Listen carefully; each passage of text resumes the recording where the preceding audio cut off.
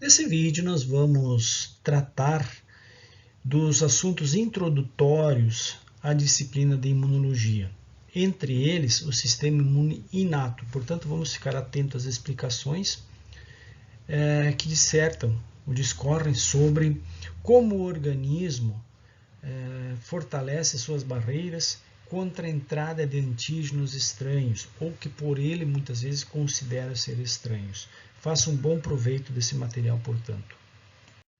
Quando falamos em imunologia, primeiramente temos que entender que se trata das defesas do organismo contra substâncias a qual ele entende que possa fazer mal a ele.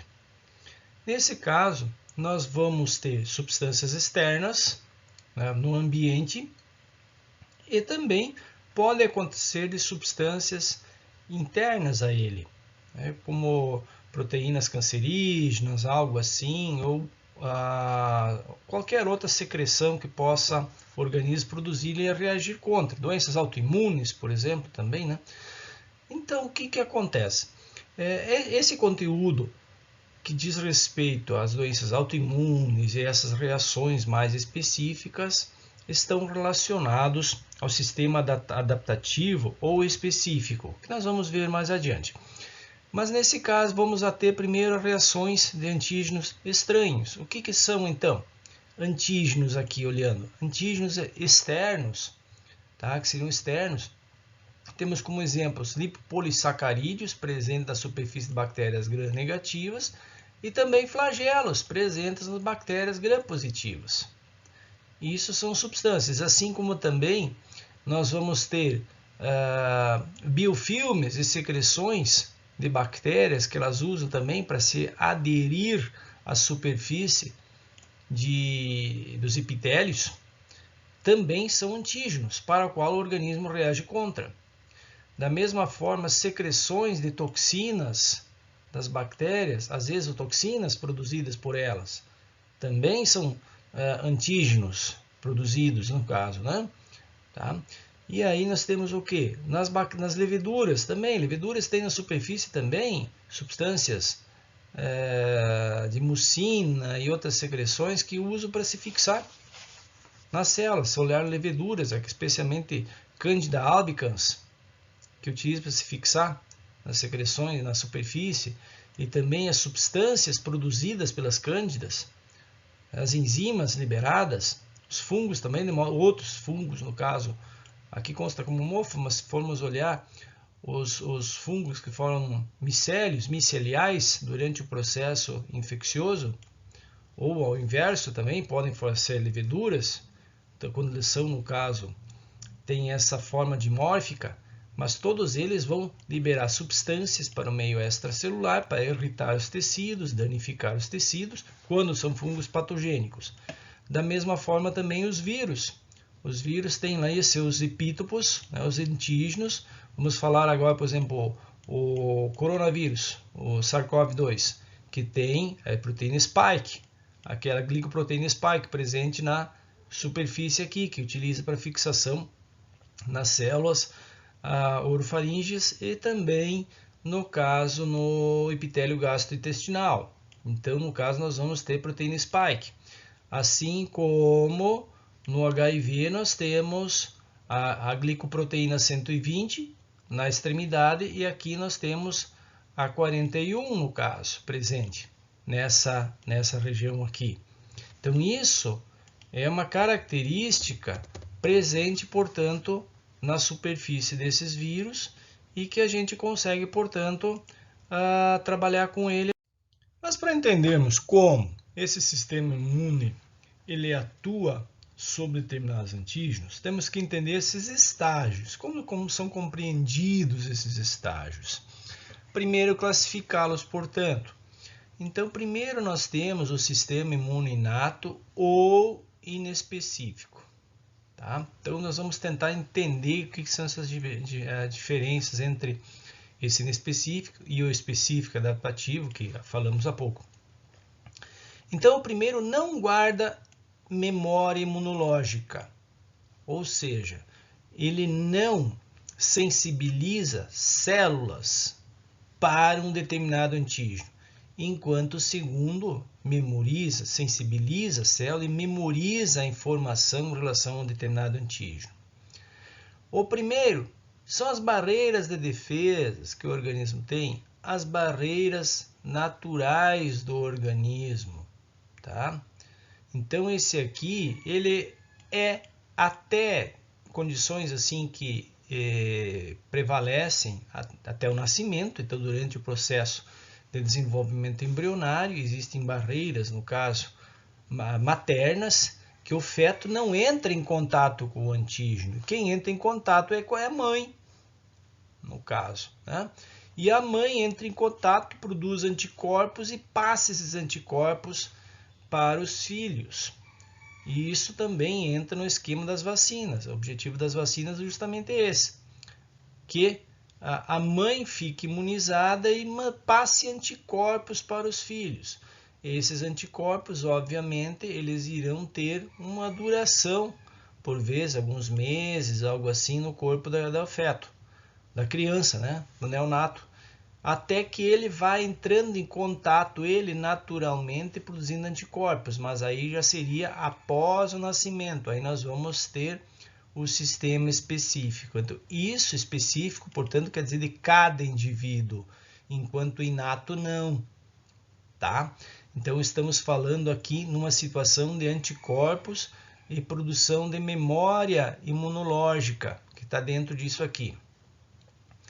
A outra parte do sistema imune inato é aquele que nós acompanhamos durante toda a vida. São as barreiras naturais, aquelas de defesa do nosso organismo, que a gente vai ver daqui a pouco, que nós temos na pele, tudo mais,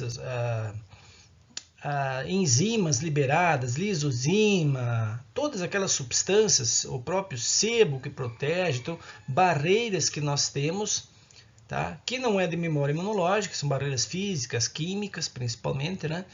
E que nos protege contra a entrada de substâncias estranhas, como antígenos. E aí o sistema de complemento, que a gente vai ver depois, que são proteínas produzidas pelo fígado constantemente e que protegem contra antígenos também, e atuam contra o processo de antígenos, na destruição de células também neoplásicas, muitas outras que atuam, mas principalmente bactérias, tá? Ou o processo de transfusão também. Então, tem esses mecanismos envolvidos. Então, isso a gente vai ver nesse vídeo. Nós vamos nos ater ao sistema imune inespecífico. São aquelas barreiras, portanto, naturais que nós temos. Então, tem a ver com anticorpos maternos, que recebemos que tem a certa duração, que acompanha também no próprio colostro, ou no leite durante a amamentação, que a mãe vai fornecendo. Tá? Isso são inatos, isso não guarda memória.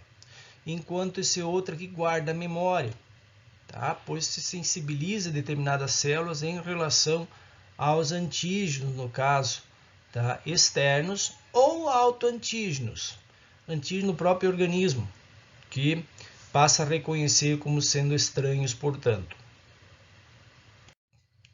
Em relação àqueles fatores físicos, portanto, que falamos há pouco, que diz respeito às barreiras de defesa do nosso organismo, como, por exemplo, nós temos aqui esses fatores físicos e também os fatores químicos.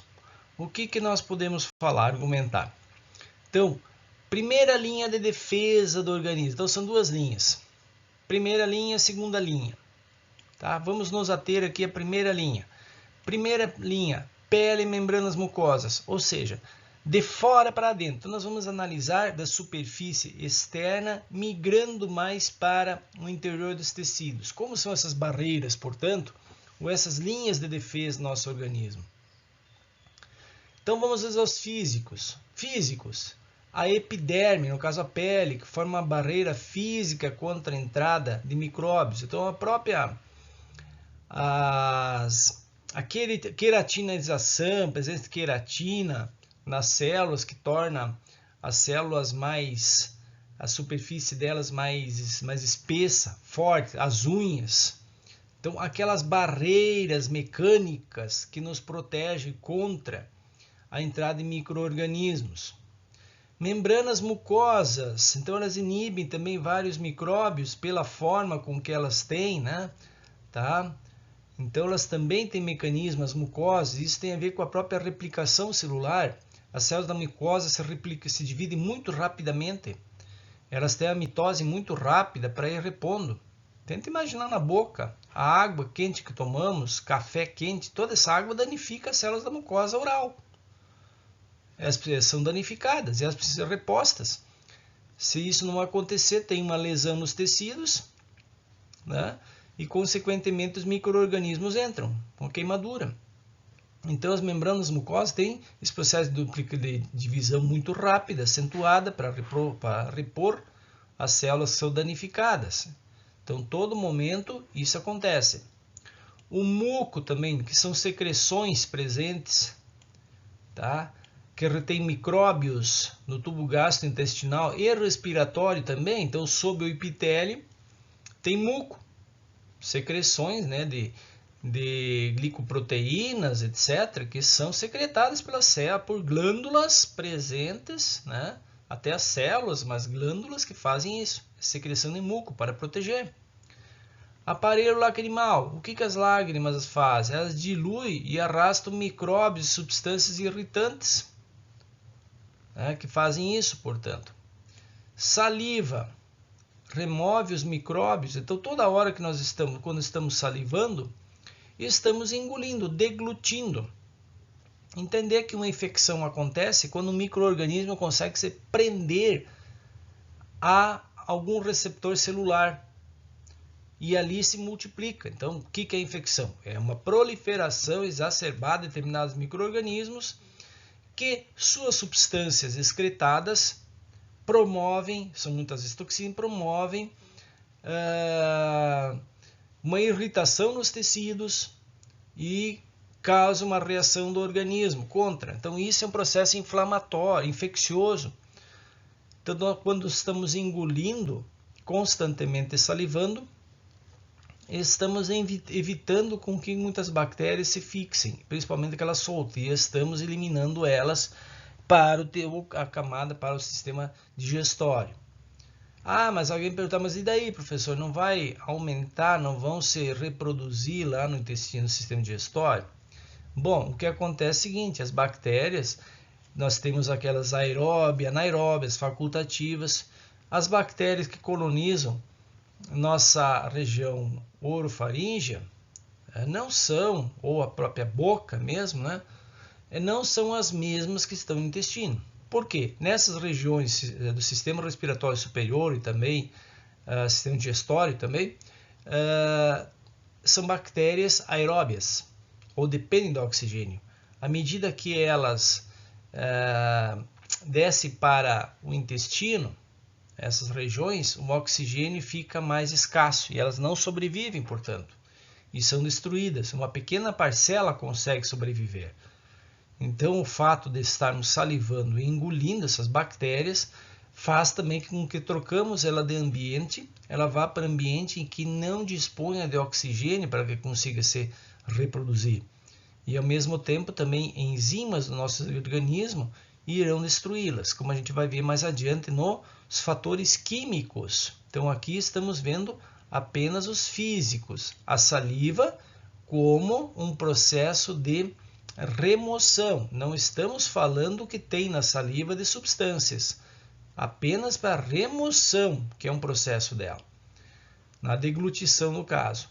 Os pelos, então os pelos removem micróbios, principalmente se formos lá no nariz, né, na região das pernas, embora pelos é uma característica genética que se diz alguns que vamos perder ao longo da evolução, mas os pelos têm essa função, principalmente narinas. Os cílios, claro que, voltando aqui, os pelos, estamos falando de partículas maiores, os pelos não fixam, não filtram micro-organismos, mas os pelos impedem com que partículas maiores possam entrar. É a primeira uma rede, espécie de uma rede que impede com que partículas maiores entram. Para não dificultar também processos respiratórios. Vamos lá. Pelos nas orelhas, que também é uma característica que tínhamos, né? E que também evita a entrada de partículas maiores, atua como um filtro primário.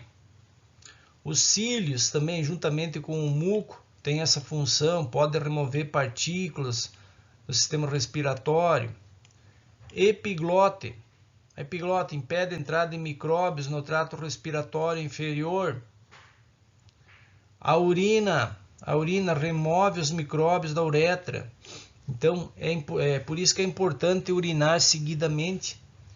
No máximo, a cada meia hora é importante a pessoa eliminar um jato de urina.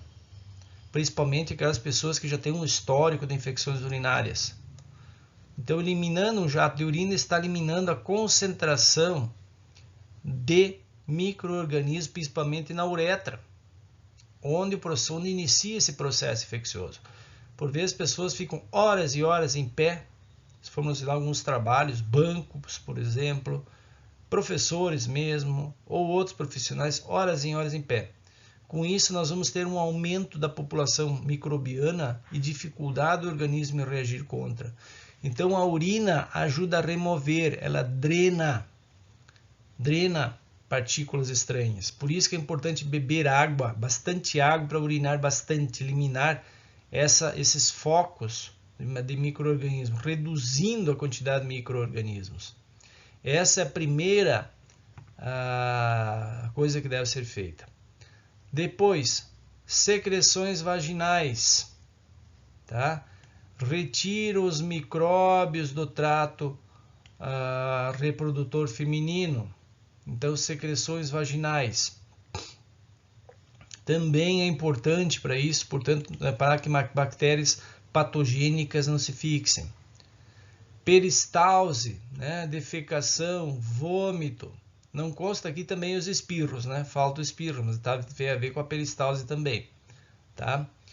Então, os movimentos intestinais, os espirros, como falamos, é uma forma de defesa do organismo.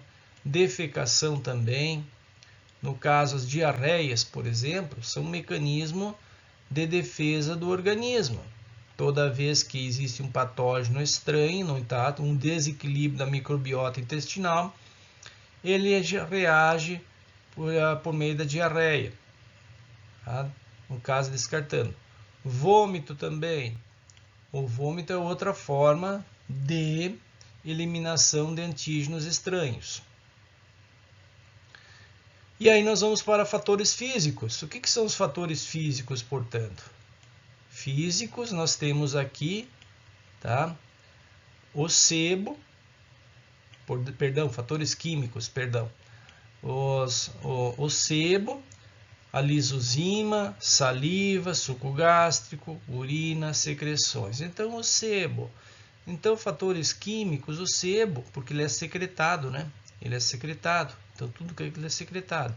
Então, isso forma um filme protetor, no caso, sobre a pele, né? Tá? Com substâncias inibindo o crescimento de micróbios. Então, o sebo, onde tem os poros na nossa pele, poros abertos, o sebo fecha, tá? E dentro dele tem substâncias ácidas. Às vezes tem ácido lático, tem outras substâncias secretadas e que impedem a proliferação. Então, o sebo é importante. Lisozima, são enzimas, no caso, que digerem peptidoglicano, que é das bactérias, né? Tá presente na superfície das bactérias, nas lágrimas. Então, pensa bem, ó, vejam bem. Nos olhos, se olharmos na conjuntiva, né? A conjuntiva está totalmente desprotegida. Ela não tem um epitélio muito forte revestido. Então, a lágrima ela é importante, as secreções, e precisa ter uma forma de proteger. Então, é rico em lisozima nessa região, uma enzima muito forte, que, como se fosse uma espécie de uma ação antibiótica, que degrada a bactéria, degrada, no caso, os peptidoglicanos. Degradando os peptidoglicanos, que é, no caso, os LPS, as bactérias não podem se fixar. Não conseguem se fixar. E aí nós temos nas próprias secreções nasais também, lisozima, na urina também, nos fluidos teciduais. Então essa é uma das principais substâncias produzidas pelo organismo para proteger contra as bactérias e micro-organismos de modo geral. Aí nós temos saliva. Saliva, então, tem lisozima. Vejam bem, falamos, a saliva deglutimos e para engolir, no caso, micro-organismos, né? Tá? Mas, ao mesmo tempo, o que acontece? Dentro dessa saliva aqui, tem lisozima, tem ureia, ácido úrico, né? E que anticorpos IgA, né, que vamos estudar mais adiante, o IgA que nosso organismo produz mais em abundância para cavidades abertas, tá? Cavidades abertas, e que previne contra a fixação de micro-organismos. A acidez também é importante, então a saliva, ela além de ter aquelas enzimas, amilase, outras que são importantes na digestão, mas ela é rica em substâncias de defesa. Sucos gástricos, veja bem, destrói as bactérias e a maioria das toxinas do estômago. Urina, então a urina contém lisozima também, ureia, ácido, veja bem, ó, quase a mesmas substâncias presentes praticamente que na saliva, tá? Então a ureia e esses ácidos também inibem o desenvolvimento, baixando o pH, tornando ele extremamente ácido, evitando com que as bactérias possam se multiplicar. E mesmo assim consegue algumas pessoas, mesmo assim consegue. Aí nós temos as secreções vaginais, tá? Que é uma ligeira acidez no crescimento de bactérias, também impede o crescimento. Então, no caso, a presença, por exemplo, de lactobacilos nas vias genitais auxilia na alteração do pH através do ácido lático, impedindo com que os micro-organismos consigam se proliferar. Agora nós vamos para a segunda linha. Então vimos a primeira linha de defesa, agora vamos para a segunda. Segunda linha quer dizer aquela que está mais para o interior do organismo. Então nós começamos com a pele, né, essa parte mais exterior, substâncias ali produzidas, também o sistema digestório interior, né, tá? Todas as formas discretas também. Agora nós partimos do princípio que esses antígenos conseguiram passar aquela primeira barreira. Passaram pela primeira, vão para a segunda barreira, conseguiram, agora vão se deparar com a segunda barreira. O que tem nessa segunda barreira, portanto, que é do sistema imuninato? Então, isso aí acompanha toda a vida, né? O que tem na segunda? Então, nós vamos ter na segunda células defensivas, células de defesa e substâncias produzidas pelo organismo, certo? Então, primeiro nós temos os fagócitos. Fagócitos, portanto, são células fagocitose, que englobam os antígenos. Aí nós envolvemos os neutrófilos, eosinófilos, células dendríticas e macrófagos. Cada um com funções e estágios de funções diferentes, portanto, que a gente vai ver nos próximos slides. Então, são células que já vão na destruição desses antígenos. Depois nós temos as natural killer, ou matadoras naturais. São células que destroem, portanto, outras células que estão infectadas, por exemplo, com micro-organismos. Uma célula em que uma bactéria entrou, já que muitas bactérias proliferam no interior de célula, é destruída por natural killer. Uma célula que foi invadida por um vírus, ou células cancerígenas também. Células apresentaram neoplasias, alterações. No processo de involução tecidual, também entram essas natural killer. Aí depois nós temos a inflamação. Então a inflamação ela limita e destrói com que limita, no caso, a circulação de antígenos, que podem ser bactérias, né, ou células maiores, para migrarem para outros tecidos. Então essa inflamação ajuda a conter ou fazer com que esses agentes se dissipem para outros tecidos e locais. Então a inflamação é um processo de defesa. Claro que não vamos considerar aqueles processos inflamatórios exacerbados, que aí nós temos outros problemas que desencadeiam, como no caso da própria Covid, que causa isso é um desequilíbrio no processo inflamatório. Assim como a febre. A febre, ela é importante para o organismo, tá? Ela é estimulada por interferons ou por antígenos liberados, tá? Pelo organismo. No caso, a gente chama de pirógenos, fragmentos de antígenos bacterianos que atingem a corrente sanguínea, vão até o hipotálamo e ativam o aumento da temperatura corporal. Isso também pode ser feito por interferons e, no caso, interleucinas, como a 4, por exemplo, que tem esse efeito.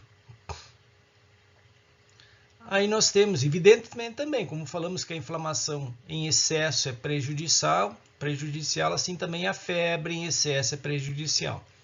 A febre, então, ela consiste num mecanismo de defesa do organismo.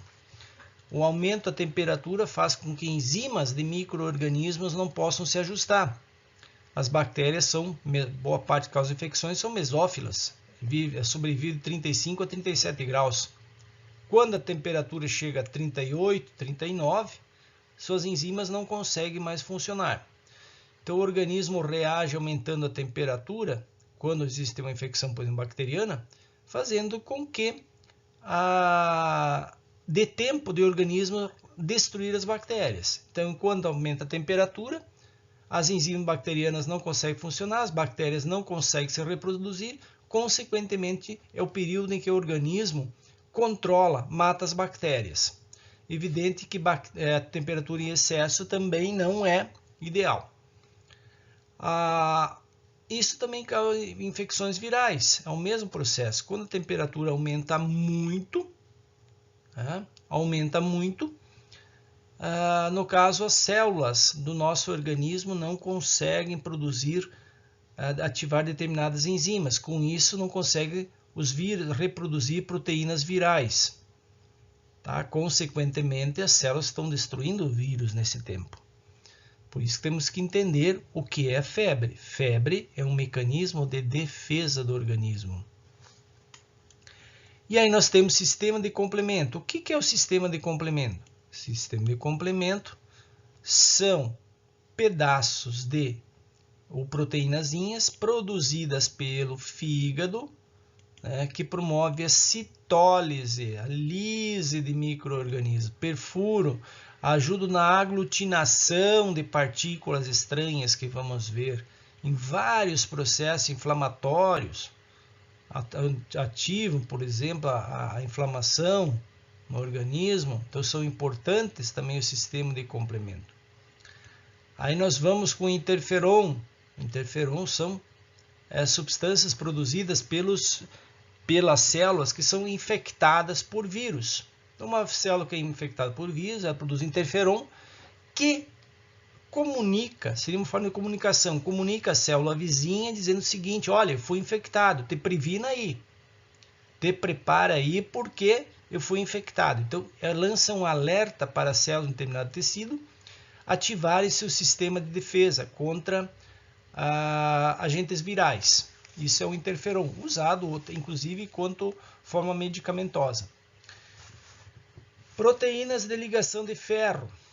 Essas proteínas, no caso, inibem o crescimento de determinadas bactérias ao reduzir a quantidade de ferro disponível. O ferro ele é importante no desenvolvimento das nossas células e assim também das bactérias. Porque nas mitocôndrias nós temos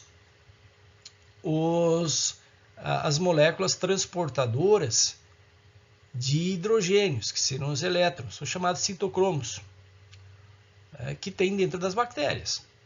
Esses citocromos eles possuem moléculas de ferro.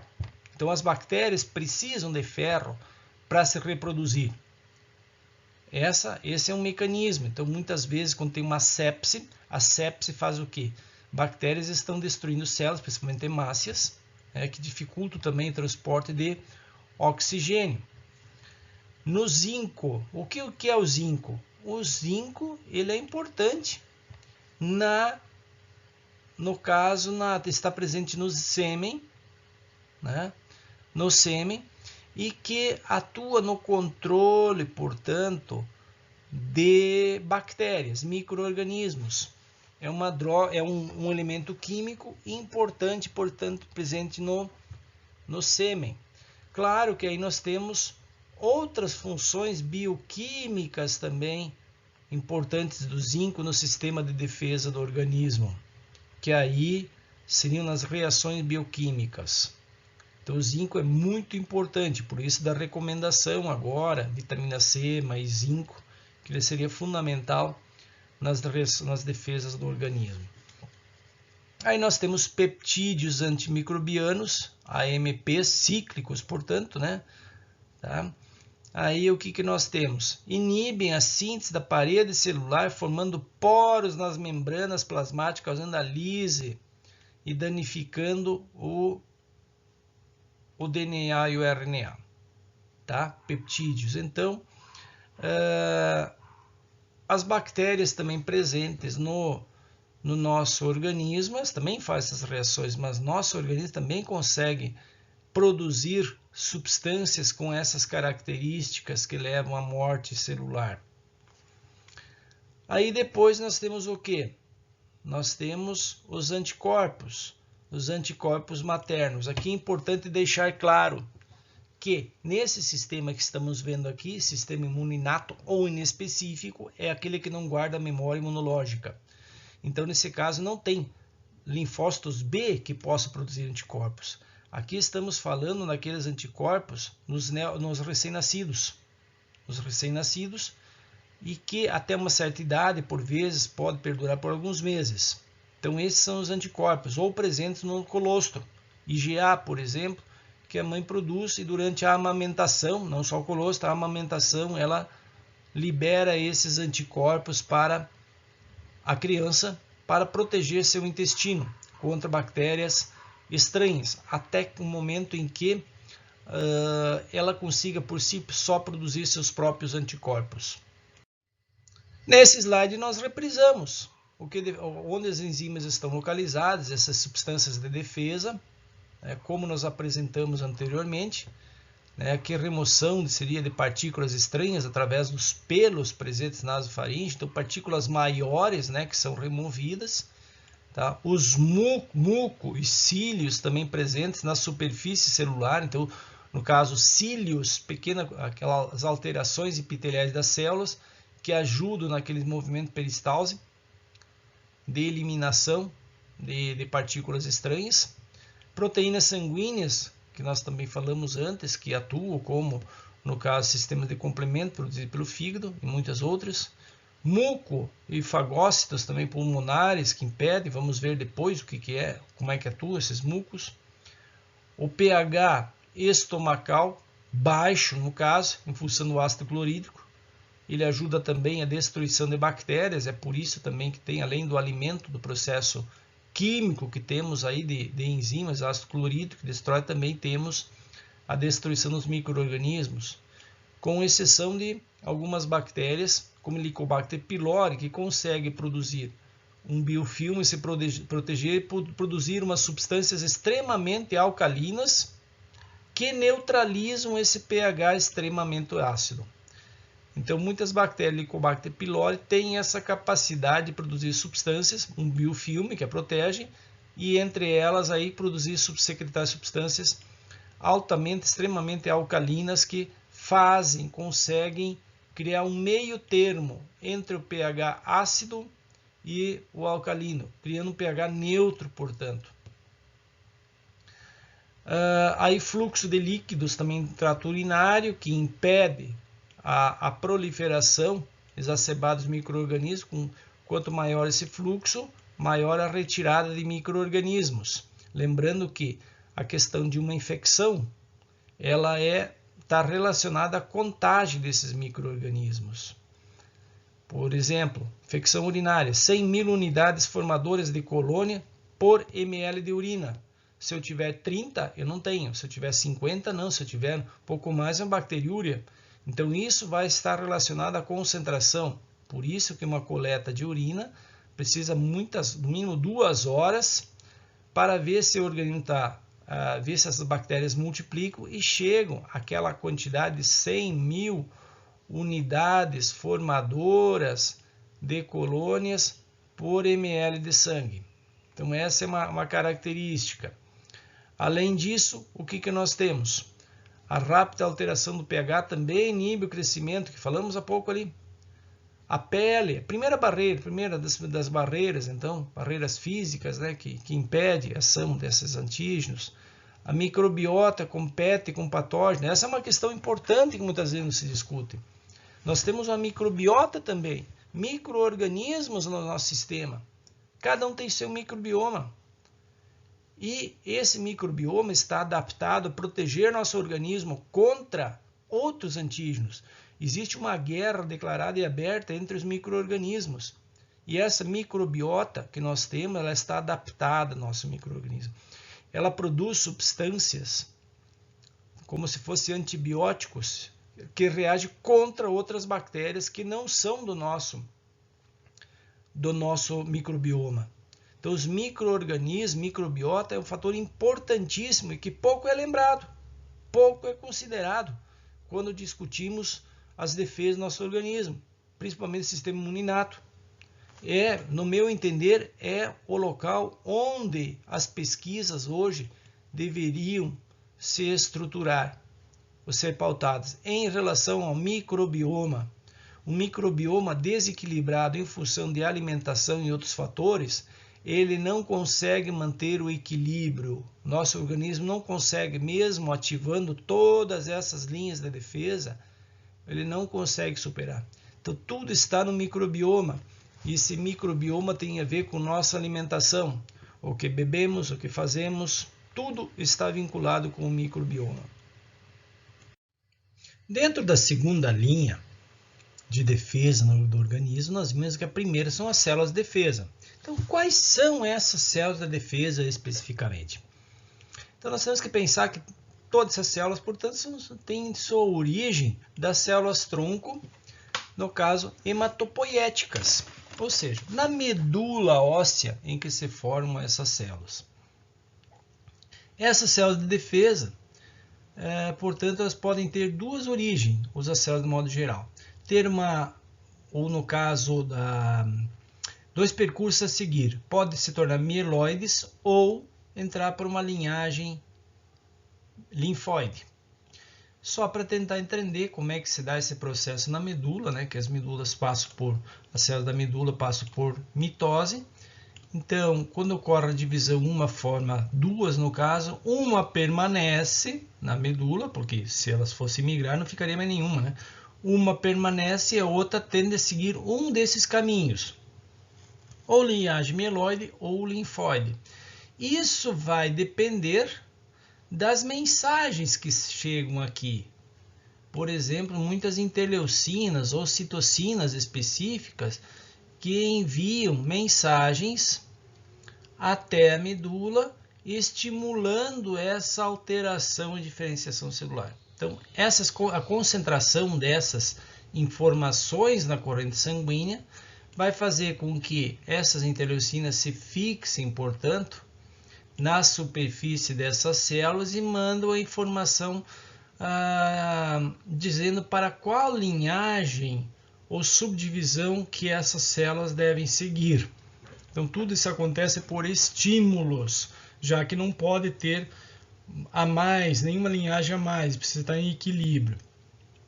Então, vamos começar com a linhagem mieloide. Digamos que alguns estímulos tenham chegado aqui, e uma dessas células aqui, que a gente vai chamar de unidade de formador de colônia do baço, né, principalmente o baço. E essas células mieloides, portanto, elas começam a diferenciar. Uma primeira linhagem, né, que nós teremos, portanto, serão os eritrócitos. Então, eritrócitos ou hemácias ou glóbulos vermelhos, que são sinônimos, eles têm uma função, além de terem na membrana a carboxiemoglobina e a oximoglobina, que é transportar o oxigênio, elas são importantes na remoção desses complexos antígenos, anticorpos presentes que se formam na corrente sanguínea ou nos tecidos ou algo assim. O que são esses complexos? Quando uma vez nós temos ali um antígeno presente na corrente sanguínea, antígenos estranhos aqui, anticorpos se formam específicos ou não tanto IgM ou IgE ou qualquer outro se fixa ao antígeno e não solta mais. Então isso a gente chama de um complexo. Um complexo é algo que não existe mais. Por exemplo, uma vez que eu liguei um antígeno, um anticorpo aqui é um antígeno, eu não tenho mais o anticorpo nem o antígeno, porque é uma reação química que acontece aqui. Isso aqui mudou, eu não tenho como mais voltar atrás. Isso aqui ligou. É como eu misturar duas tintas. Eu misturar, no caso, uma tinta branca e tinta vermelha, ou até tinta rosa, eu não consigo mais voltar atrás. Só se eu misturar outra misturas, mas nesse sentido que estou me referindo. No caso, um complexo é algo que eu não posso mais voltar atrás. E é algo formado por substâncias diferentes que formam uma outra. Nesse caso, anticorpo e antígeno vão formar esse complexo. E esses complexos que se formam na corrente sanguínea, que as pessoas vão ter, às vezes sempre vai ter um antígeno em algum local, que seja também abaixo no tecido subcutâneo, alguma infecçãozinha, algo assim, vírus, também vírus que podem se fixar. Então nós temos uma infecção respiratória, tem o vírus com os antígenos aqui, e um anticorpo diferente formado para tal tende a se fixar, portanto, nesses vírus, neutralizando esses vírus. Isso é um complexo, precisa ser removido da corrente sanguínea, retirado, e as hemácias contribuem nesse sentido. Como elas contribuem? Então, as hemácias são células que têm essa fórmula côncava aqui, né? E elas têm na sua superfície receptores, a gente chama receptores FC, onde, no caso, essa região que é um anticorpo é chamada, essa região aqui é chamada região FC. E essa região FC desse complexo pode se fixar aqui. Mas, como muitas vezes não tem são muitos antígenos presentes e precisa ter mais adesão, nós vamos ver mais adiante que o C1, que é o sistema de complemento, uma molécula específica, tá, ajuda nessa opsonização, nessa adesão aqui. Então esse C1 ajuda a fazer com que esses complexos aqui consigam se fixar nas hemácias. Com isso, as hemácias que estão na corrente sanguínea em maior quantidade, elas circulam, vão até o baço, fígado, onde são removidos esses complexos. Então, as hemácias são muito importantes no sistema imunológico, pois ajuda a remover esses elementos estranhos, limpar o sangue. Essa é uma função que ninguém fala. A função da hemácia, todo mundo comenta, não, as hemácias são importantes para transporte de substâncias no organismo. Não é assim, não é só isso. As hemácias são importantes para a remoção de antígenos estranhos, desses complexos que se forma o sistema imunológico. Ajuda a fazer limpeza da corrente sanguínea. Alguém que tem que tirar, alguém tem que fazer limpeza. São as faxineiras. Elas não fazem fagocitose, elas só transportam esses elementos, transportam até o fígado, o baço, demais órgãos que têm fagócitos, nós vamos ver mais adiante, que remove. Então, essa é a importância, no caso, das hemácias. Depois nós vamos ficar com as outras linhagens. Nós teríamos aqui os granulócitos, neutrófilos, eosinófilos, basófilos, são chamados granulócitos, que a gente vai ver nos próximos slides, ou especificamente cada um. Aí chegamos com os monócitos, também dessa linhagem aqui, tá? Monócitos, que uma contagem pode ser feita na corrente sanguínea, são pequenos macrófagos, são células que fazem, são as menores células que fazem a fagocitose específica, a não considerar os neutrófilos. Então, o monócito é uma outra linhagem. E esses monócitos podem se especializar formando macrófagos. Até 50 monócitos podem se unir e formar um macrófago. Então, quando se fala sobre macrófago, vamos dizer que os macrófagos são células multinucleadas, não sei o que lá, blá, blá, blá. Mas como é que são multinucleadas? Como? São multinucleadas porque os monócitos se uniram. Mas por que se uniram? Bom, eles vão se unir conforme o tamanho da estrutura que eles precisam fagocitar. Sendo uma estrutura pequena, por exemplo, aqui, vamos tentar fazer um desenhozinho, pequena estrutura, tá? Vamos fazer de conta que, por exemplo, aqui, 5 monócitos se unindo, tá? 5 monócitos seria o suficiente para fazer um macrófago para fagocitar essa estrutura. Ah, mas temos uma estrutura maior, um complexo maior. Bom, aí mais monócitos, vou desenhar com essa outra cor aqui, esse é o complexo que será retirado. Ah, mas aí mais monócitos precisam se unir. Vamos dizer que aqui vamos precisar de 30 monócitos se unindo para formar um grande macrófago e fazer a fagocitose. Tá? Então, isso são os macrófagos. Em cada órgão, em cada tecido, nós temos macrófagos que fazem a remoção desses elementos. Nós não vamos encontrar macrófagos em corrente sanguínea, porque eles vão ocupar muito espaço, gastar energia. Macrófagos estão nos tecidos. Então, cabe, no caso aqui, as hemácias fazerem esse trabalho de transporte, de remoção. Depois nós temos as plaquetas. Plaquetas, como é que se formam aqui? A partir dos megacariócitos. Megacariócitos são células grandes que partem da medula e ali recebem um sinal e elas são fragmentadas, liberando fragmentos. E esses fragmentos aqui, celulares, é que têm a função de promover a coagulação do sangue, formar coágulos para evitar hemorragias. É nos megacariócitos que os vírus da dengue, DenV1, DenV2, DenV3, DenV4, numa fase mais aguda da infecção, que seria a fase hemorrágica, infecta os megacariócitos, destruindo-os e impossibilitando a formação de plaquetas. Por isso a queda de plaquetas em indivíduos com dengue.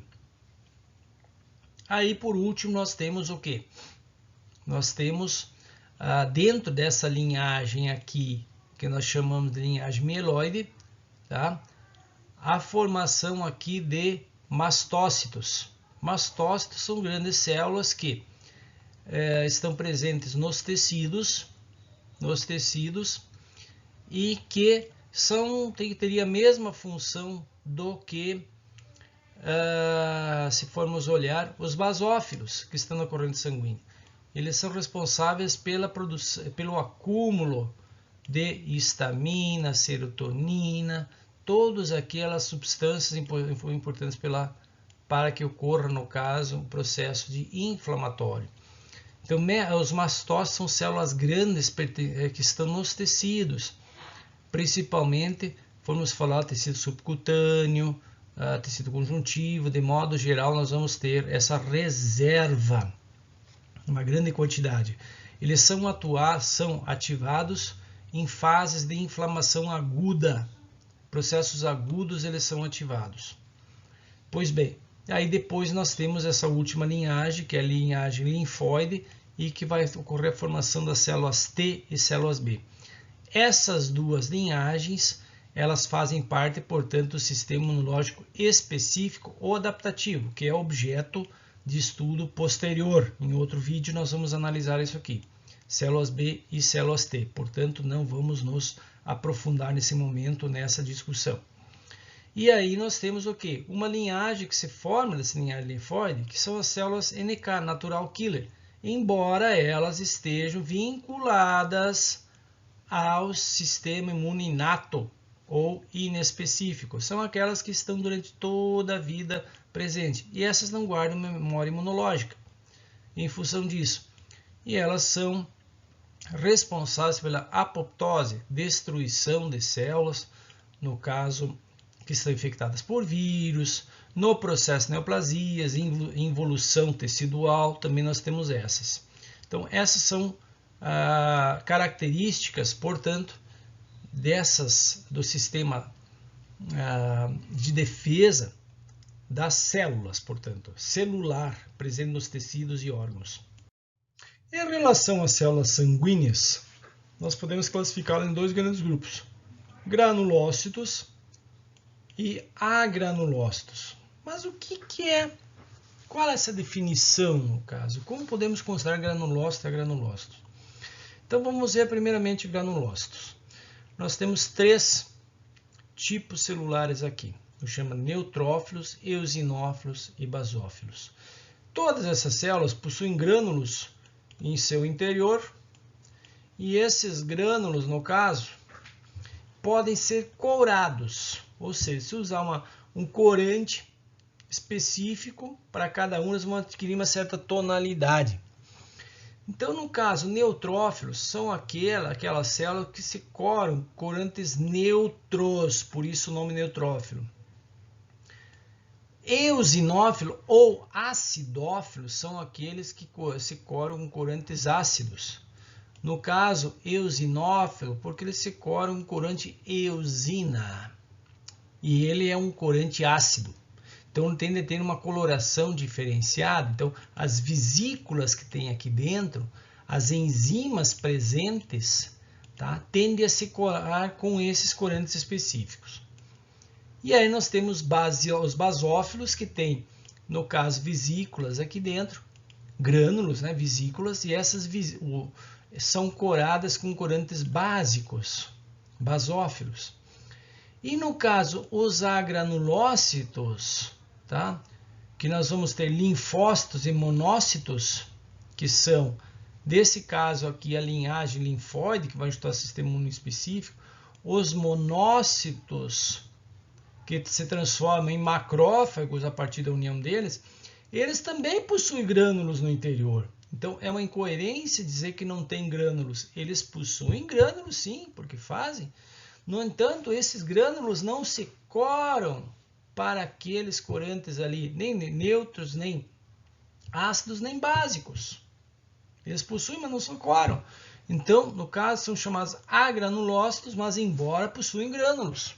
Eles precisam ter, eles produzem enzimas, é a mesma forma.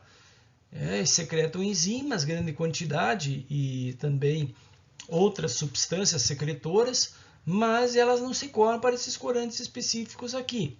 Por isso se categorizou enquanto agranulócitos. Qualquer livro de fisiologia que vocês vão tomar ou estudar, vão ver que monócitos possuem grânulos, inclusões granulares. Então, aí fica o porquê disso, né? O porquê simplesmente não se coram a esses corantes tradicionais. Mas vamos tentar distinguir esses 3 grupos aqui, no caso de granulócitos. Não vamos olhar aqui para a parte de estrutura deles, vamos nos limitar à função deles. Então, eosinófilos, eles têm a função, ou neutrófilos, têm a função de fagocitar elementos estranhos. Eles estão na corrente sanguínea, liberam muitas enzimas presentes aqui e matam bactérias. Então, eles estão presentes na corrente, circulando. Como as bactérias são menores, tá, elas conseguem digerir as bactérias. Fazem essa síntese, destruição. Não precisa ativar monócitos ou macrófagos para fazer isso, macrófagos, porque as bactérias são menores, são pequenas em proporção em relação aos neutrófilos, eles destroem e migram também. No caso dos processos inflamatórios, eles migram da corrente sanguínea para a região que está lesada. Então, neutrófilos fazem esse trabalho de auxiliar nessa fagocitose. Depois temos eosinófilos. O que fazem eosinófilos? Eosinófilos também atuam na fagocitose, mas principalmente eles eliminam substâncias para o meio extracelular, elas têm ação mais enzimática. Num processo, por exemplo, de protozoários, eumintos ou quaisquer outros presentes no intestino, os eosinófilos migram para o intestino, são liberados para o intestino, e onde liberam substâncias, enzimas que destroem ou lesam os parasitas. Por isso que muitas vezes quando é exigido um hemograma, um exame completo para ver eosinófilos, na presença elevada de eosinófilos, há um indicativo da presença de parasitas, de que a pessoa tem uma infecção por parasitas.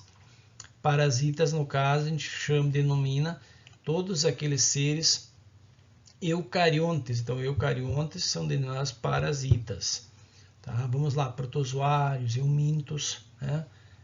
Fungos, por exemplo, são denominados como parasitas. Então, eosinófilos têm essa função de lesar externamente essas estruturas, certo? Como também eles estão envolvidos em reações alérgicas. Então, na superfície de eosinófilos ficam, ou se fixam, no caso aqui, o que a gente chama dos anticorpos IgE, que estão na superfície, portanto, se fixam na superfície dos eosinófilos. Toda vez que temos uma alergia, eosinófilos, portanto, os anticorpos presentes na superfície de eosinófilos atuam, são liberados e fazem com que ocorra a liberação ativa sobre os basófilos mastócitos, promovendo, no caso, a vasodilatação, consequentemente as alergias.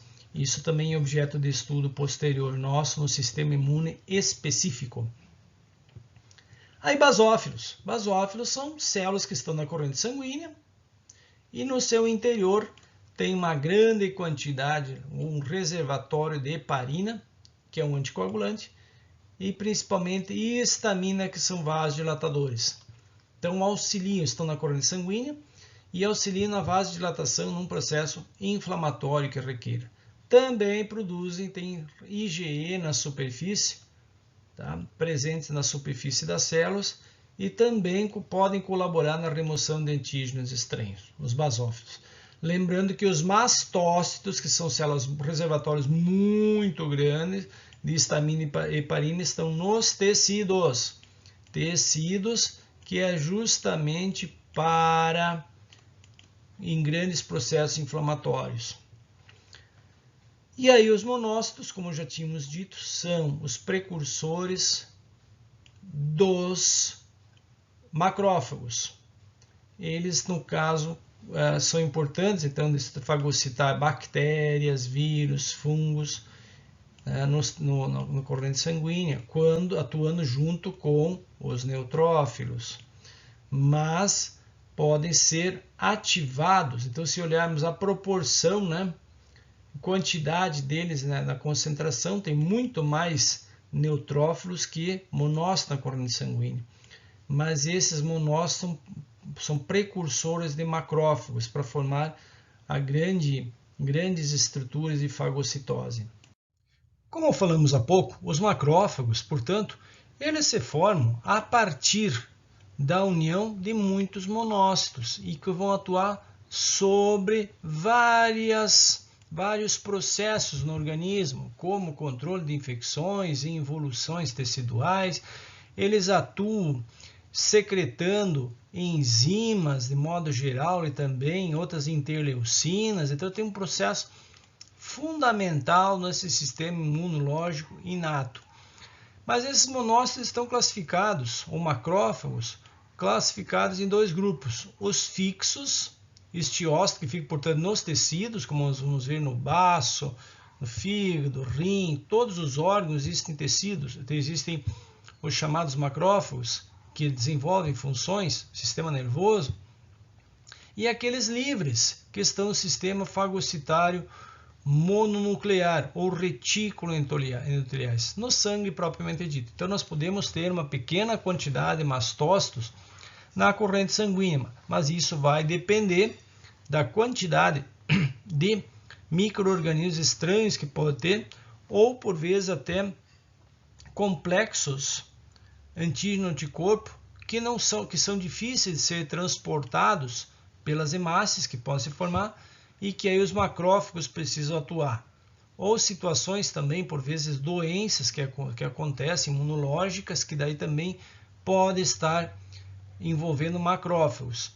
Mas os macrófagos secretam principalmente fator de crescimento de plaquetas, ou seja, dos macrófagos parte a informação para as células da medula óssea hematopoiética, estimulando a liberação de megacariócitos e, consequentemente, a formação de plaquetas. E também a proliferação de fibroblastos no processo de angiogênese. Fibroblastos, no caso, estão relacionados àquelas células secretoras, portanto, de colágeno, e que se relacionam aos processos de cicatrização e recuperação de tecidos lesados. E a angiogênese, então, que é a formação de vasos sanguíneos a partir do PAF, que é ou de proteínas secretadas ou informações citocinas estimuladas pelos macrófagos.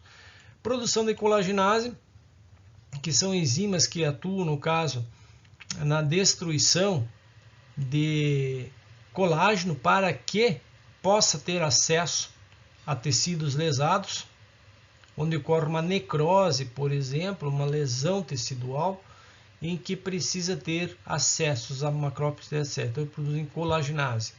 Elastase, enzimas então que vão destruir muitas vezes fibras elásticas, mas também podem produzir essas fibras, né? Auxiliam no processo de cicatrização, portanto, a elastase. Entre as principais células fixas, talvez maior importância para nós na imunologia, são as células dendríticas. Dendríticas porque são células que possuem expansões, espécies de ramificações. São macrófagos, portanto, com essas características e estão localizados em várias partes do nosso organismo, especialmente tecido subcutâneo. As células dendríticas, portanto, né, como dito, fazem parte, portanto, do sistema epitélio das mucosas, intestício, em todo o sistema de modo geral, né, órgãos linfóides, tá? São células que realizam fagocitose e estimulam as células B a produzir anticorpos. Então, se olharmos aqui, isso aqui é um epitélio. Entre um número de células num determinado campo por centímetro quadrado de células epiteliais, numa proporção que vai depender do tecido, nós vamos ter aqui o que a gente chama de placas de Peyer. Essas placas de Peyer, a gente vê que são células epiteliais que estão modificadas, e no centro nós temos essas chamadas células M. Então, essas células M, como mostradas aqui, tá? Tem uma característica de M, que eu não sei, são células específicas que ajudam a captar, portanto, os antígenos externos. Então, tudo que é bactéria, vamos fazer de conta que aqui nós temos o sistema digestório, né? Mas isso vale para todas as mucosas. Então, o que circula de bactérias aqui dentro, essas placas de Peyer, que é essa região, acompanhadas de células M, portanto, nesses locais são captados antígenos externos. Nós temos macrófagos aqui também, nesses locais, e esses fragmentos aqui de antígenos são fagocitados por macrófagos, células dendríticas, e os antígenos apresentados por linfócitos B, justamente linfônodos, etc., e que irão produzir, uma vez sensibilizados linfócitos B, e pode também sensibilizar células T, né? Essas células B sensibilizadas passam para a condição no caso de plasmócitos, e secretam, no caso, IgA. IgA, falamos há pouco, são anticorpos pequenos que conseguem ultrapassar os epitélios e atingem as cavidades externas. Então, a parte do intestino, todo o sistema respiratório, inferior, superior, o sistema urinário e também na pele, externamente a pele também, via poros e também juntamente com as secreções sebáceas demais, onde ficam folículos pilosos, são secretados IgAs, e esses IgAs ajudam a manter bloqueando o antígeno, mantendo essa microbiota estável, portanto. Então, IgA são aqueles mesmos anticorpos que estão no leite também, que a mãe passa para o feto nessa fase do desenvolvimento fetal e também durante a amamentação, e que depois o organismo tende a produzi-lo constantemente para manter essas microbiotas no intestino em equilíbrio. Ao mesmo tempo, outros antígenos também são captados, tá? Como, por exemplo, se olharmos agora o coronavírus, que é o vírus que afeta as células epiteliais, e uma vez infectado também os macrófagos captam aqui, apresentam linfócitos B e linfócitos T para produzir uma determinada imunidade. Bem, isso tudo acontece porque a gente percebe aqui também, nesse caso, temos as células M, o epitélio, e muitas bactérias conseguem, como a Shigella, consegue passar para o interior do organismo, causando infecções, infectando justamente as células epiteliais, como as células M. Então, Shigella é uma bactéria que consegue ultrapassar essas barreiras, mas ao mesmo tempo também é captado por macrófagos, e depois destrói macrófagos, é uma característica dela. Com isso, libera interleucina 8, que atua nesse processo de defesa do organismo, e vem aí a apoptose, né? E inibição também por processo inflamatório, e aí essas bactérias são liberadas para o sistema extracelular. Mas se olharmos aqui também, aqui aparece no caso um neutrófilo, veja se é o processo de neutrofilia, né? Que os neutrófilos conseguem, por quimiotaxia, ultrapassar as ligações das células epiteliais, atingindo os tecidos, e eles automaticamente que vão fazer essa destruição, portanto, das bactérias. Então, para aqui nós temos uma ideia que as bactérias realmente são muito pequenas em relação ao tamanho das células epiteliais e as demais células, e muitas infectam as células, atingem a corrente sanguínea também, né? E causando, por vezes, infecções muito sérias. E a Shigella é aquela responsável por infecções intestinais, com altos riscos de diarreias agudas. De semelhante forma também acontece com a Salmonella. A Salmonella é outra bactéria também, que ela está muitas vezes presente nos coliformes fecais, nos alimentos, e quando uma vez no intestino, ela também consegue passar por entre os epitélios, unindo-se, né, aos receptores dessas células, na parte dessas regiões aqui dos cílios, dessas células aqui, expansões, e infecta as células, atingindo os demais macrófagos. Aí passam por processo essas células aqui de apoptose, o organismo tende a reagir também com a processo de quimiossíntese, né? E as células dendríticas tendem a dar conta, portanto, reagir contra esses antígenos a partir do momento que elas sinalizam para os linfócitos B, né? E também linfócitos T reagirem contra esses antígenos, produzindo anticorpos específicos e também produzindo substâncias quimiotáxicas e também citocinas, que obviamente são essas, que ajudam a estimular todo esse sistema de defesa. Aqui nós temos as células Kupffer. Essas células aí estão no sistema do fígado. Portanto, são fagócitos presentes no sistema do fígado, tá? E que controlam, portanto, né, que a gente vê os hepatócitos, hepatócitos, células presentes, e vamos ver todos esses canículos, né, biliares presentes, ramos, ductos biliares, todos, né? E aqui nós temos esses hepatócitos, essas células de Kupffer. Essas células de Kupffer, portanto, aparecem numa determinada proporção, então são bem numerosas em relação aos hepatócitos. e fazem, se olharmos aqui, outras células, né, em proporção são bem expressivas. Justamente porque é no fígado onde são destruídas boa parte das substâncias estranhas, aquelas captadas, portanto, no intestino, no sangue, todas as substâncias estranhas, os sistemas de complemento que as hemácias tendem a levá-los até o fígado, o baço. Então são células fixas que ali permanecem e fazem a destruição desses antígenos. No sistema nervoso nós temos as células da micróglia.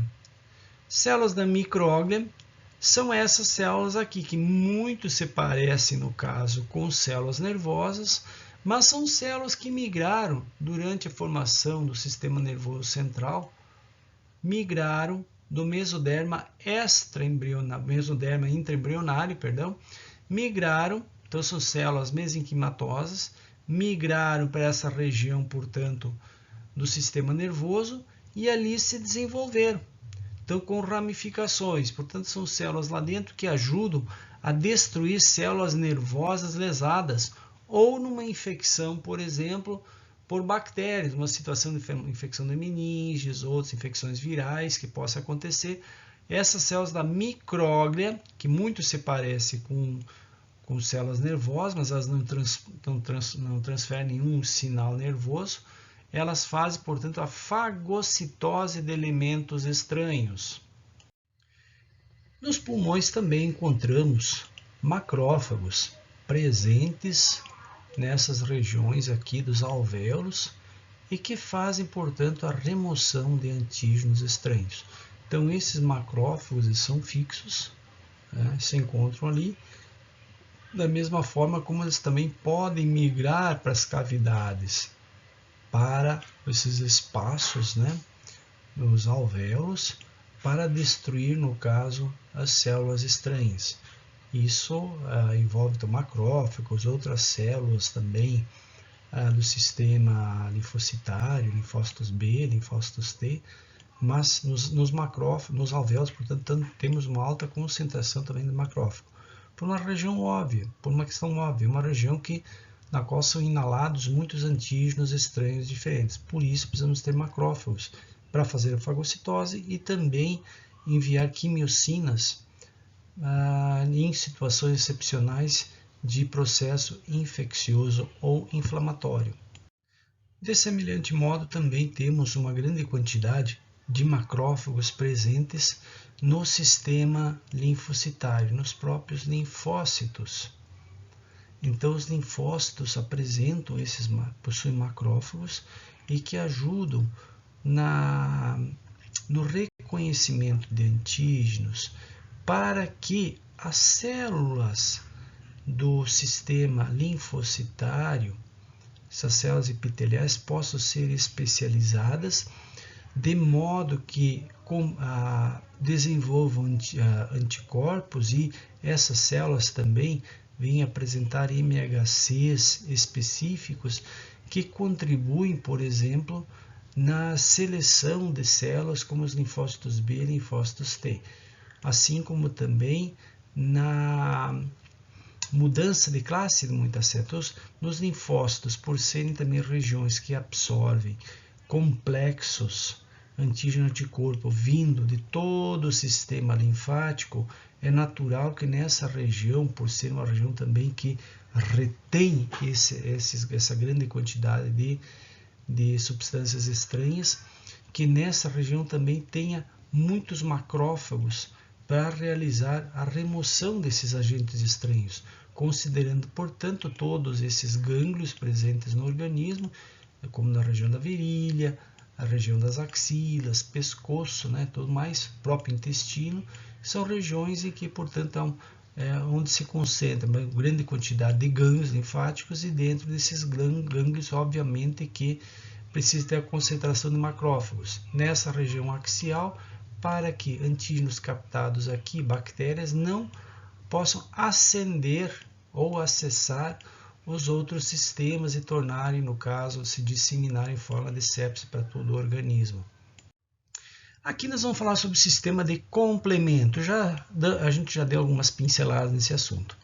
Sistema de complemento, então, portanto, são complexos de proteínas produzidas pelo fígado e ajuda na opsonização. O que é opsonização? Opsonização é aglutinação, seria um sinônimo da aglutinação entre bactérias e vírus, permitindo que os fagócitos consigam fagocitar ou, como nós havíamos dito anteriormente, para poder ser transportados, como por exemplo pelas próprias hemácias, removidos do local em questão. Então são produzidas muitas dessas proteínas diferentes, que nós vamos nos ater a 9 dessas proteínas, que são importantes, e que em algumas situações de que o organismo foi invadido por bactérias, especialmente gram-negativas, essas proteínas se unem entre elas, formando canais nas bactérias gram-negativas, formando o que a gente chama de um CAM, que é um complexo de ataque à membrana, destruindo a membrana. Então esse é um alvo de estudos que nós vamos ter agora pela frente, para podermos entender a importância desse sistema de complemento. Então, nesse slide nós temos um resumo do que seria a atuação de modo geral que o sistema de complemento pode facilitar. Então, aqui no que nós falamos há pouco, a aglutinação. Aqui nós temos uma célula fagocitária e aqui nós temos, portanto, uma bactéria, um antígeno qualquer que possa no caso ser. E aqui nós temos, portanto, esses sistemas de complemento que vão se fixar na superfície dessas bactérias antígeno, permitindo a adesão ou aderência nas células fagocitárias. Isso ajuda o processo de fagocitose, acelera esse processo. Quem faz isso é essa pequena proteína clivada que a gente chama C3b. Então tudo começa com uma proteína chamada C3. Neste caso aqui, ela é clivada, ou seja, ela é quebrada em C3b.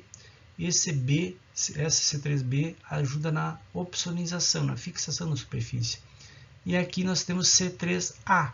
Essa C3a, juntamente com a C5a, que deriva no processo de formação a partir do 5C, essas aí atuam na superfície dos mastócitos, fazendo com que ocorra a liberação de histamina e com isso um processo inflamatório. Tá? Então nós vamos ver que a inflamação ela pode acontecer, ou a liberação de histamina pelos mastócitos pode acontecer ou pelos complexos sistema de complemento C3A e C5A, ou, como nós vamos ver mais adiante, pelos anticorpos IgE, que são específicos, portanto, e atuam na ativação desses complexos aí e na própria liberação de histamina. Em fase mais adiantada, o que elas fazem, portanto, numa situação de bactéria, olhando aqui a membrana, esses complexos a partir do C6, 7, 8 e 9 se unem formando canais em membranas de bactérias gram-negativas, permitindo com que os líquidos intracelulares extravasem e as células morram por desequilíbrio osmótico, sendo daí fagocitadas pelos macrófagos. Então são 3 vias que esse sistema de complemento possui. A primeira via é que a gente chama de via clássica, ou seja, como esse sistema de complemento ajuda a destruição de antígenos. Primeiramente, vamos começar aqui com C1. Então, essa proteínazinha C1 produzida pelo fígado, ela se fixa, portanto, nessa região FC, que é a região filamento carboxila dos anticorpos. É a mesma região FC que vai se fixar, por exemplo, lá na hemácia, que eu falei que tem um receptor FC, né, para filamento carboxila. Mas esses C1 aqui, eles intensificam essa adesão. Então, tanto um anticorpo poderia se fixar diretamente aqui, então aqui teríamos o anticorpo, tá? O anticorpo poderia se fixar diretamente nessa região FC, trazendo consigo o antígeno, portanto, então isso seria um complexo antígeno com anticorpo, como esse C1 pode ativar ou estimular a fixação, portanto, então mais anticorpos poderão estar fixados nesse complexo. Então ele ajuda a aumentar essa captação de antígenos aqui e elementos estranhos. Mas como é que então isso dá uma sequência? Por exemplo, aqui eu tenho agora um micróbio, uma bactéria, por exemplo. Como é que vai ser destruída nesse estágio? Pela via clássica. Clássica é que acontece sempre, é normal. Anteriormente mostramos isso, como isso acontece, até chegar à opsonização e inflamação. Mas vamos ver aqueles estágios anteriores que isso pode acontecer. Então aqui nós temos a C1 que se fixa nessas regiões da FC, posteriormente é clivado em C2 e C4. Clivado quer dizer que são reações químicas que acontecem. Aí na sequência nós temos a clivagem C2 que forma C2A, C2B. E aí C2A, né? E consequentemente temos aqui C4 que é clivado em A e B. Aí com a união desses dois elementos, C2A, C4B, que acabam juntando-se, formando essa nova aqui que seria C3. E aí aquele tapa que nós vimos anteriormente. Isso a gente entende por via clássica. Aqui nós temos a via alternativa. O que difere a via alternativa? Então, na via clássica anterior, existiam anticorpos mediando esse processo inflamatório. Anticorpos que se aderiam ao C1. Nesse caso, não existem anticorpos, então uma via alternativa. Então, na falta de anticorpos, o organismo acha outras formas. Então, existe aqui fatores de adesão, outras proteínazinhas produzidas pelo organismo e que se fixam diretamente no C3. Ou seja, aquele processo antes de C1, anticorpo que liga ao C1, que forma C1, A, C1,2, todo aquele processo de clivagem lá não acontece, ele vai se fixar direto no C3, para chegar até o processo de citólise, que é a destruição do micro-organismo. Então isso aqui é uma via alternativa que acontece na ausência de anticorpos. Por último, nós temos a via lectina, ou seja, na ausência de anticorpos, na ausência daqueles outros fatores, ou na dificuldade daqueles outros fatores atuarem, o que entra em ação? Entra o que? A licetina. A licetina é uma substância produzida pelo fígado a partir da destruição da manose das bactérias. Então, bactérias gram-negativas possuem manose, que é um açúcar, presente, portanto, na superfície das bactérias, que é destruída, uma vez a bactéria vai lá, vai sendo destruída, e essa licetina, né, ajuda a se fixar, portanto, diretamente na manose da bactéria. Aí o que nós vamos ter? Vamos ter aquela via do C2, CD4, como lá na primeira via, com exceção do C1, e que, portanto, aqui nós temos uma sequência do que aconteceu lá na via clássica. Né? Na via clássica. Só não temos anticorpos. Então, reprisando. Na via clássica, nós temos a presença de anticorpos, que desencadeiam isso. Na via alternativa, nós temos outros fatores de adesão. E na via lectina, temos a licetina, que ajuda na fixação, juntamente com os antígenos de superfície, intensificando a fagocitose, portanto. Aqui temos um resumo de todos, como falei há pouco, via clássica, via alternativa, e aqui no meio via lectina. Todas elas, portanto, que levam, o objetivo final é levar a citólise, que é a destruição das células. Tudo como isso vai acontecer vai depender da intensidade da infecção. Quando todas as vias são ativadas é porque se trata de uma infecção bastante elevada. né? E que tudo isso tem que atuar em conjunto, por vezes promovendo até um processo inflamatório e, consequentemente, depois que a gente vê C3b aqui, para que ocorra a opsonização fagocitose. Mas olhando aqui, sempre C3A, C5A estão envolvidos no processo de ativação de mastócitos dos tecidos e a liberação, portanto, de histamina, que é um vasodilatador. Bem, aqui nós vamos ver como é que ocorrem esses mecanismos protetores de ligação de anticorpos. Então, várias formas de ligação podem acontecer.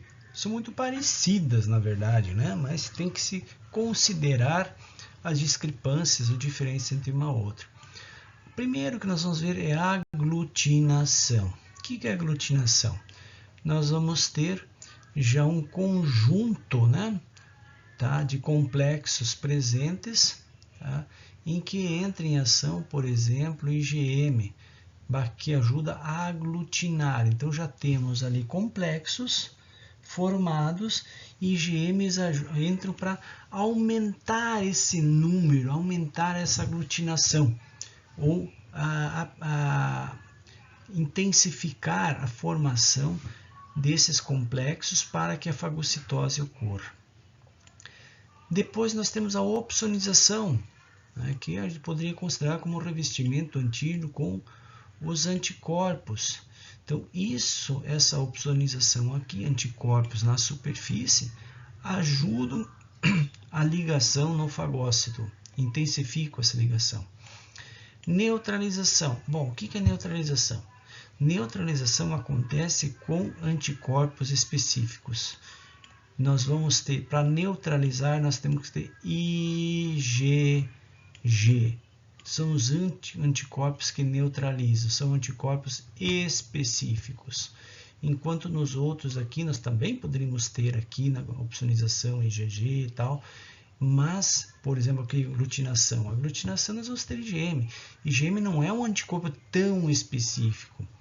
Então, nem toda neutralização, toda opsonização, tá, que possa acontecer, a aglutinação, podemos considerar como neutralização. Neutralização é quando realmente um antígeno ou uma toxina é bloqueada por concreto.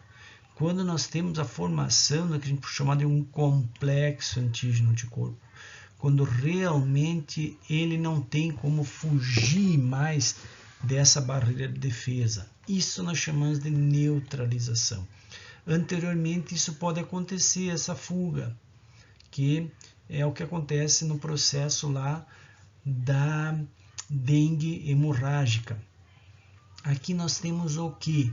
Ativação do complexo por lise, ativação do complemento, inflamação, que já nós falamos também, que são esses mecanismos, em que entra C3A, C5A também envolvidas nisso aí, e a citotoxicidade celular. Então, que esses antígenos liberam ali no caso, né?